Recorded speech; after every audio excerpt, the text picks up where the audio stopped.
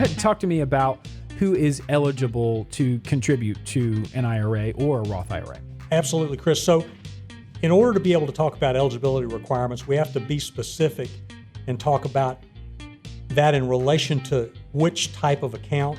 So let's talk about the traditional IRA plan first. Okay. So the only criteria for being eligible to contribute is having the money to do so, is having sufficient income is all that's required for eligibility to contribute to a traditional IRA.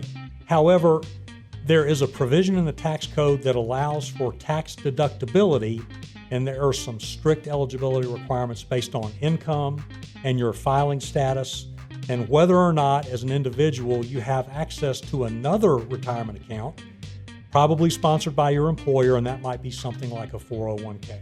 So the Roth IRA is a pretty special arrangement for taxpayers that qualify, and here's the reason why. The money goes into a Roth after tax, but if it's handled correctly, we now have the possibility of many years of compound growth, and qualified withdrawals can come out of Roth IRAs without the burden of any further tax or any tax on the capital gain.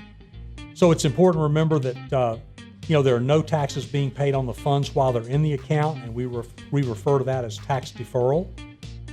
And that benefit is also available from a traditional IRA. What we've noticed is that IRAs work very well for self-employed people that have the capability of saving up to about $5,500 each year, which is currently the federal limit.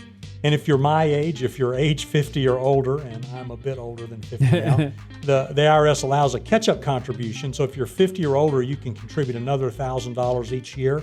So at age 50, you're allowed to contribute about $541 a month to an individual retirement arrangement. What about like self-employed people? How does that work for them? Well, self-employed people can use IRAs too, but there's a third kind of IRA that's designed specifically with self-employed people and small business owners in mind, and some may qualify for this particular kind of an IRA, and it's called a SEP, or a Simplified Employee Pension, which is kind of a super IRA, and there the contribution limits, or the amount of money that the taxpayer can put into the account, rather than be based on a strict limit of, say, $5,500 a year, the tax law permits employers to contribute a percentage of their income, not a flat amount, but a percentage, and they can contribute that money for themselves and also on behalf of their employees.